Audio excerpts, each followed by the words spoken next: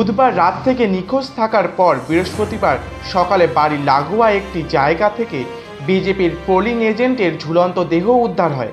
বিজেপির দাবি, তৃণমূলই খুন করে অভিজিৎকে ঝুলিয়ে দিয়েছে।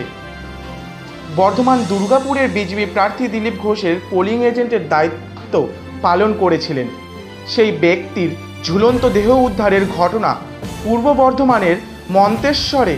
বিজেপির অভিযোগ, তৃণমূল তাদের বুথ সভাপতিকে খুন করে ঝুলিয়ে দিয়েছে। প্রতিবাদে থানা ঘেরাও কর্মসূচি।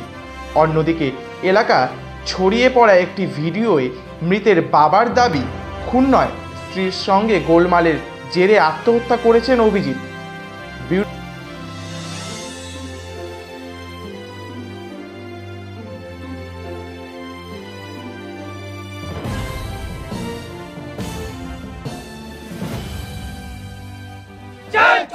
গতকাল রাতে আমাদের জামনা অঞ্চলের 168 নম্বর বুথের সভাপতি অভিজিৎ রায়কে নৃশংসভাবে মেরে ঝুলিয়ে দেওয়া হয়েছে এবং এটা আমরা 100% শাসক দলের মদতে, ওখানে তোতা খান, সাবির খান এদের নেতৃত্বে এসব ঘটনা হয়েছে। ভোটের একদিন আগেও তারা হুমকি দিয়েছে। কারণে বুঝতে পারছেন না যে এবছরকার যে ভোটটা হয়েছে সেখানে মানুষ ভোট দিতে পেরেছে, মানুষের যে ভোটার অধিকার সেটা প্রয়োগ করতে পেরেছে। ওরা নিশ্চিত বুঝে গেছে হারছে, তার জন্য এখন থেকে কর্মীদের মধ্যে ভয়ভীতি, সন্ত্রাস সৃষ্টি করছে।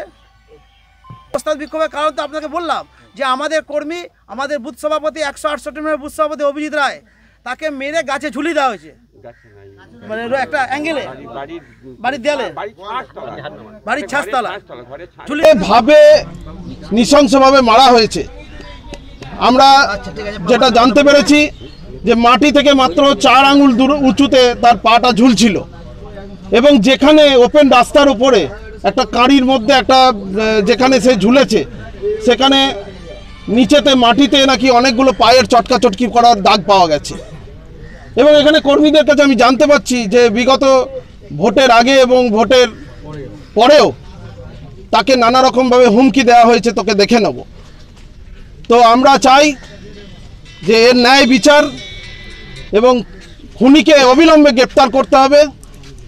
সেই নিয়ে আজকে আমাদের এই আন্দোলন।